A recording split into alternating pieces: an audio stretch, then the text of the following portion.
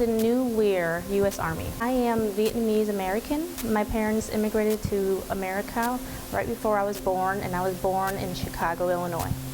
Growing up, I noticed there was a language barrier and a cultural barrier. Although I was born and raised in Chicago, I lived in a very multi-generational family unit that only spoke Vietnamese and interacted in Vietnamese. And we still maintained our Vietnamese heritage and culture even though we were living in America. So the assimilation process was gradual. Well, back when I was growing up, it was in the 80s. So all the American children thought if you were Asian, you were Chinese. So yes, I always was asked if I was Chinese when I was growing up and why my eyes were not as round. But I grew up with a family of 5 children, so we had each other. So I didn't really feel like I was an outsider, but I definitely knew I looked different. I worked harder and I studied a lot more than my peers.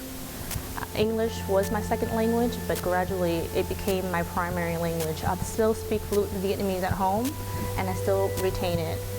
But I read a lot of books, I watched a lot of TV so that I could pick up the language, and I just practice and practice and practice. Just being a first-generation immigrant, you were immediately placed in English second language. So that was a blessing. I received more training in English than the other students. But once you reach the same level as your peers, they still thought that just because you're an immigrant, you need to be an ESL. So although I no longer needed to be an English second language around 5th grade, they still automatically placed you in that. However, upon testing, they realized that the student no longer needs to be an English second language and actually should be in English honors. So we had to deal with a lot of stereotypes. But my family was very encouraging, and they were very rooted in academics, and that was their first priority. The challenges were more during childhood, with elementary school, middle school, when you realized that you're different. But come high school, I fully transitioned and I felt I was fully assimilated, so there was no more feeling like an outsider. I love serving my country. I love being an American, and I value that the freedom that wearing this uniform offers our citizens. My family were able to immigrate to America after the fall of Saigon, and America opened up their doors for my mom and my dad. And without America's open door policy during that time, I wouldn't even be here. Now, joining the Army as enlisted, I joined as an E1. I didn't even know that you get paid to do basic training. So it wasn't until 4 weeks in when the drill sergeant threw a piece of paper at me. He said, and I asked him, "Drill sergeant, what is this?" And he was like, "Oh, it's your paycheck." And I was just so excited. That was my first paycheck. I think it was over $1,000, and I thought I was filthy rich. But that was a good day. But I joined because being in an Asian American household is very strict, and also I knew that my family and my mom and my dad wanted to pay for everyone's college education. I researched the military and I realized that they would fund my college education. So I joined the service, I received the GI Bill, and I knew that would help my parents somewhat in funding at least one child's education. So I enlisted as a 42 Alpha.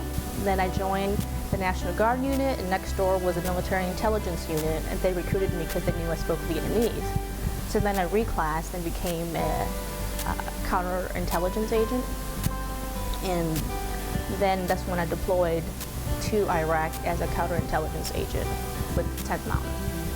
Well, after my deployment from Iraq, I finished my undergraduate degree in political science, and then I got accepted to law school. Law school was approximately 3 years. Finished law school and applied for a direct commission to the United States Army JAG Corps. I was accepted. After passing the bar exam in Illinois, I went to Charlottesville, Virginia to complete my officer basic course. I commissioned as a first lieutenant, and approximately 6 to 8 months later, I received my promotion to captain. I am the Special Victim Counsel's program manager for the Republic of Korea.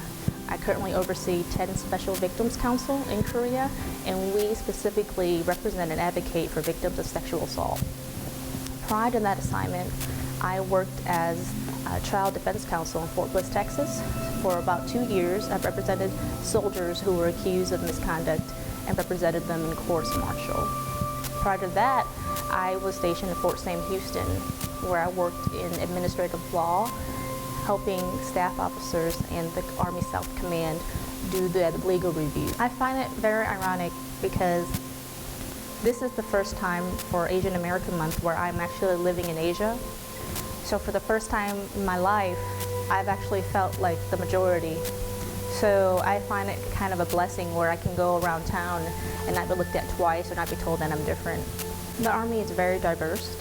They welcome all races, they welcome all religions, they welcome a wide range of people. And throughout my time in the military, I've always felt accepted. I feel that the military has opened up its mindset. Women now can serve in combat. Women now can do much more than we could have done when I joined the service. And not only that, I've never felt discriminated against based on my race or my gender. And I feel that girls watching this now should reach for their dreams. If their dream is to become a U.S. Army officer, to go for it. Study hard, be in the books, read the news, and reach for their goals. I am an American soldier.